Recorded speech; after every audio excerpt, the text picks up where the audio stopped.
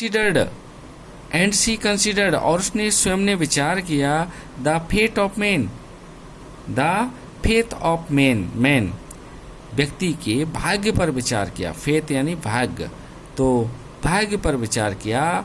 That there lives flicker up and extinguished again, कि व्यक्ति का जीवन भी इसी तरीके से है, जिस तरीके से बत्तियां झिलमिला रही हैं, बुझ रही हैं, जल रही हैं, इसी तरीके से व्यक्ति का जो जीवन है फ्लिकर्ड अप, वो भी टिमटिमाता है, वो भी जलता बुझता रहता है। एंड आर एक्सटिंग्विश्ड अगेन, वापस बुझ जाता है, वापस जल जाता है जीवन भी।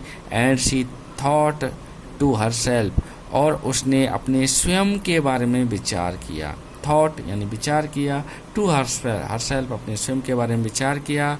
How selfish am I in my grief, how selfish, मैं कितनी स्वार्थी बन गई थी, M I in my grief, मेरे दुख में के कारण से मैं कितना स्वार्थी बन गई हूँ। Death is common to all, जो मृत्यु है इज कॉमन टू ऑल, मृत्यु सभी को आनी है। Yet in this valley of dissolution there is a path to leads him to immortality, who has surrendered all selfishness। हाँ, मृत्यु सभी को आनी है, death is common to all, मृत्यु सभी को आनी है। But yet in this valley, हाँ यहाँ तक कि जो in this valley of dissolution, ये जो दुखों का पहाड़ है, ये जो दुखों का पहाड़ है जिसको सभी व्यक्ति झेलते हैं, there is a path that leads him to immortally who has surrendered all self, वहाँ भी एक रास्ता है, दुखों के पहाड़ के बीच में से भी एक रास्ता है, is a path the leads him, जहाँ से आप ले जा सकते हो अपने आप को, टू इमोर्टली, अमर तत्व की ओर, जहाँ पर आप इस रास्ते से अपने आप को अमर तत्व की ओर ले जा सकते हो, यानी आप अमर बन सकते हो, आप दुखों से छुटकारा पा सकते हो, आप अपने आप को इमोर्टल यानी अमर्त बना सकते हो, अमर बना सकते हो अपने आप को। वो हैज सरेंडर्ड ऑल सेल्फिशनेस, और जो कौन बना सकता है, हर कोई नहीं बना सकता, कौन बना सकता है, वो हैज सरेंडर्ड ऑल सेल्फिशनेस, जो सरेंडर कर देगा सेल्फिशनेस को, जो स्वार्थ को त्याग देगा, स्वार्थ को छोड़ देगा, वो अमर तत्व की ओर जाएगा, वरना तो डेथ इज कॉमन, सबको आनी है। द बुद्धा सेड, बुद्धा बोलते हैं, the life of mortal in this world is troubled and brief and combined with pen.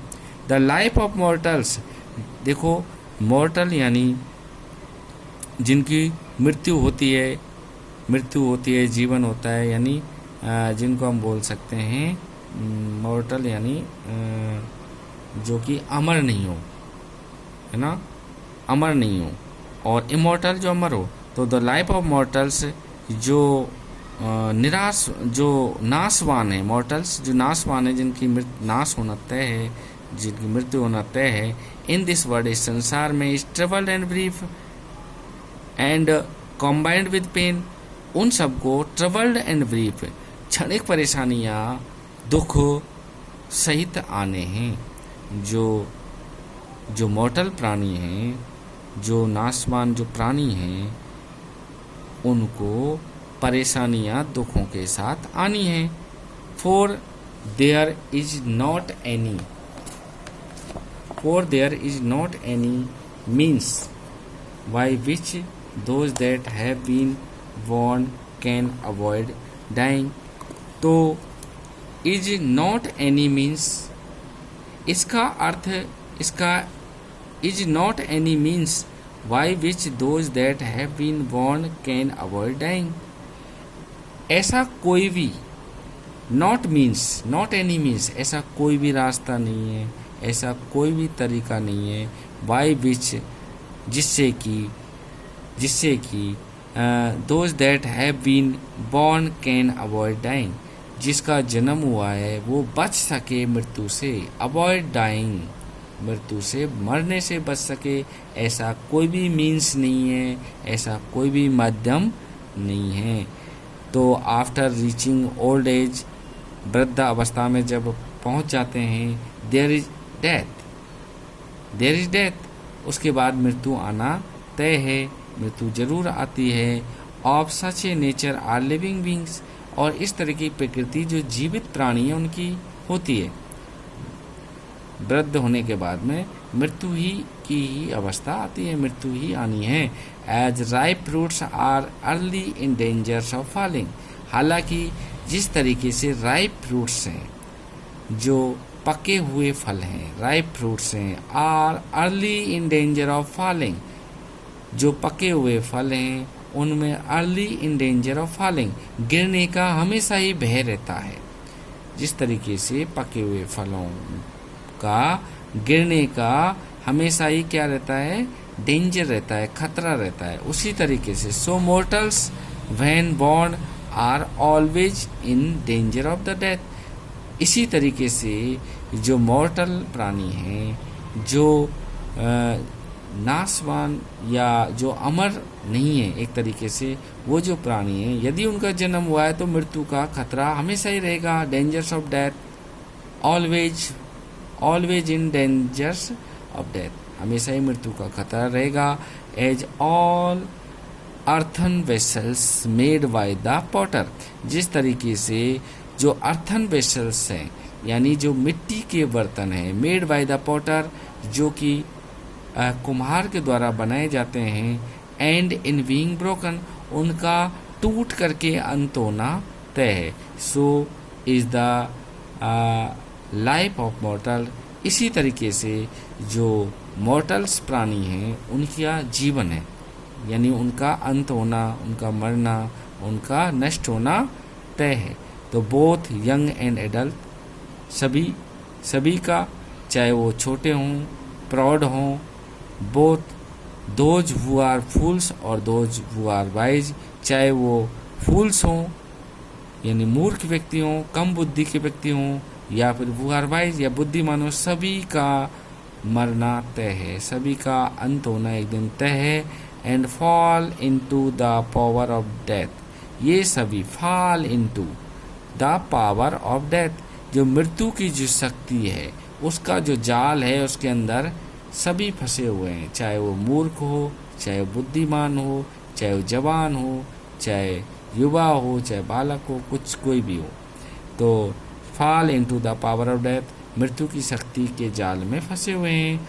All are subject to death, और सभी की मृत्यु होना तय है, सभी की मृत्यु होना निश्चित है। Of those who overcome by death, of those, और वो हु ओवरकम बाय डेथ, जो कि मृत्यु पर विजय पा लेते हैं। Depart from life, of those, और वे हु ओवरकम बाय डेथ, जिन पर मृत्यु विजय पा लेती है, जिन पर मृत्यु विजय पा लेती है। डिपार्ट फ्रॉम लाइफ, और वो जीवन से डिपार्ट कर जाते हैं, यानी जीवन से चले जाते हैं, यानी वो चले जाते हैं, वो लोग, मृत्यु हो जाती है उनकी। A father can not save his son, एक पिता अपने बच्चे को नहीं बचा सकता।